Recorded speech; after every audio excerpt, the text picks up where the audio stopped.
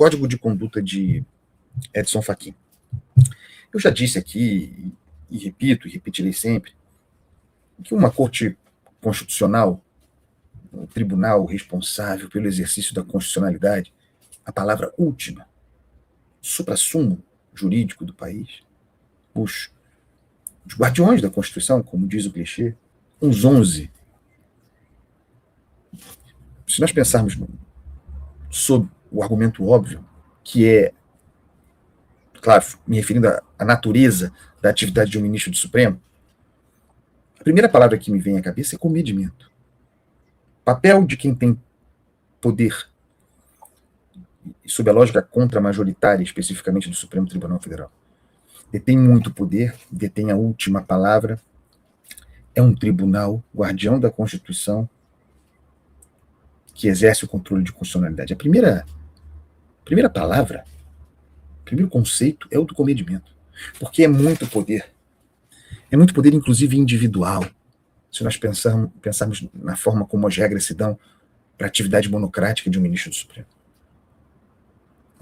Força contra-majoritária que age ou deveria agir sob provocação, que não tem voto.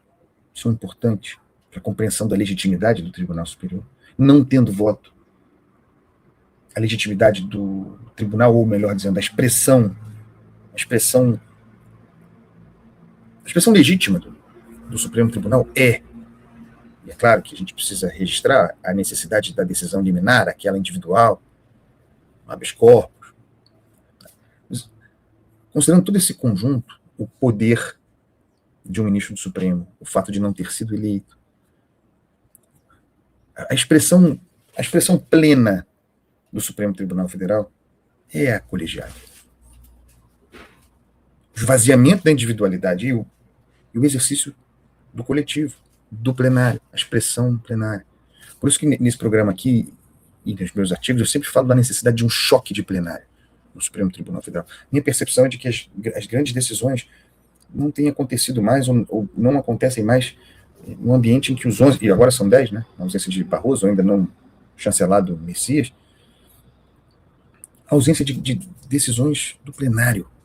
Porque por mais que você não goste de uma decisão do Supremo, se ela é tomada sob o debate, tomada pelos 11, é uma legitimidade. No entanto, nós vivemos essa febre da existência individual dos ministros que, isso talvez seja o menor dos problemas, mas que falam sobre tudo. O problema maior, inclusive, sendo onde falam, sob que condições falam, para quem falam.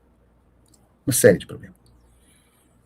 Eu estou fazendo essa introdução aqui, e são coisas que estão aí na ordem do dia, sobre a qual temos falado há muitos anos, que não deveria ser necessário um código de conduta para ministro do Supremo. Não deveria. Deverá ser bastante incômodo para ministro do Supremo a necessidade há, e é urgente, de um código de conduta, que a rigor é um código de ética para ministro do Supremo. Mas quem criou essa necessidade? Sob qual arranjo de atividades surgiu como agenda do presidente do tribunal, Edson Fachin, o compromisso de campanha, de criar um código de conduta para o Supremo Tribunal Federal? Deles mesmos. Então, diante da pressão por um código de conduta, eu vejo reações engraçadas. Os ministros do Supremo dizem, não é o momento, nós estamos expostos nesse momento, então criar o código agora seria nos expor ainda mais, seria particularizar o caso. Aí, evidentemente, se pensa em Dias Toffoli, em Alexandre de Moraes, e as relações diretas ou indiretas, por exemplo, com o Banco Master. Mas eu reformulo a pergunta. Quem é que, se o Supremo está exposto, quem é que expõe o Supremo Tribunal Federal? O Código de Conduta, ou o debate sobre o Código de Conduta, expõe os ministros do Supremo, ou a pressão e a adesão popular pelo Código de Conduta deriva, em grande parte, de os ministros do Supremo exporem o tribunal? E por essa mesma lógica, considerando o ritmo das atividades dos ministros do Supremo, nunca será a hora do Código de Conduta. Porque se eles estão se expondo, e realmente, sem nenhum constrangimento, se eles estão se expondo permanentemente, nunca será a hora para o Código de Conduta, porque sempre o tribunal estará exposto.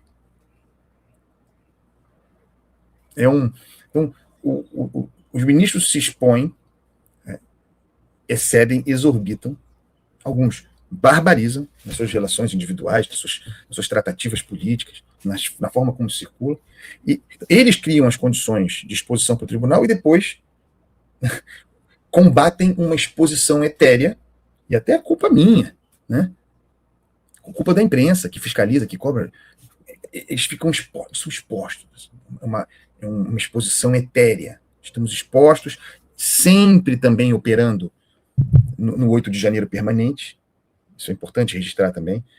O Supremo, claro, o golpe está à espreita permanentemente. O golpe é constante. Esse ambiente, sendo aquele que servirá, esse discurso, essa argumentação, servirá de texto para que não se avance, por exemplo, num código de conduta, que é a rigor uma coisa banal. Não, nós estamos expostos nesse momento. A manipulação da exposição, que existe, mas que não é criada, fomentada por ninguém mais do que eles mesmos, os ministros do Supremo. Na sexta-feira, o ministro Luiz Edson Fachin, foi na sexta? Foi. Final da semana, acho que foi na sexta ou na quinta, agora eu estou um pouco confuso. Mas fez o discurso de. Não tem nenhuma importância isso. Fez o discurso de encerramento do ano judiciário, né? Agora operar-se-á sob regime de plantão. Ele fez um discurso centrado na necessidade desse código de conduta, que é, eu já disse aqui, repito, a promessa de, entre aspas, campanha de Edson Fachin. Ele sempre disse, muito antes de surgir caso Master e Dias Toffoli, Jatinho e contrato da mulher de Alexandre de Moraes, já era um compromisso dele. Pensando em termos políticos, as oportunidades fazem a coisa crescer, né? Então veio o escândalo, a revelação dessas relações, e aí a pauta de Edson Fachin cresce. Criam-se as condições para que ela prospere, para que se torne mais influente. Não é que ele aproveitou esse momento para apresentar o seu programa. Ele sempre disse que achava necessário um código de conduta dos ministros do Supremo. Então ele não vai desistir. O ministro Edson Fachin presidirá, deixa eu só confirmar isso aqui, é isso mesmo, presidirá o Supremo, depois é Xandão, hein? Próximo presidente do Supremo é Alexandre de Moraes, tá? Mas calma, uma coisa de cada vez. O Fachin será o presidente do Supremo até setembro de 2027 e não vai desistir. Deixou isso claro no discurso de encerramento do ano judiciário. Ele sabe que tem muita resistência interna, e a resistência interna dos ministros do Supremo é da seguinte natureza.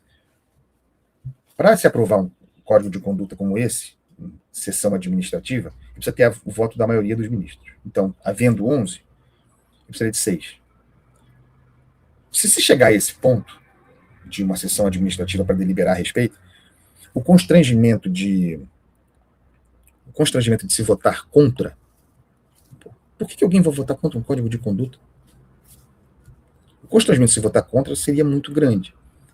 Não, como também são muito corajosos, os ministros do Supremo são muito livres, então nada impediria que formassem maioria contra o código de conduta, mas seria uma exposição ruim para eles.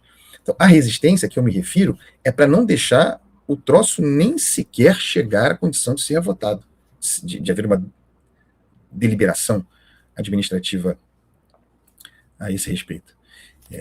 Então, esse tipo de resistência. E a resistência, evidentemente, tendo agentes muito claramente identificáveis, aqueles que se sentem afrontados, expostos por um código de conduta como esse.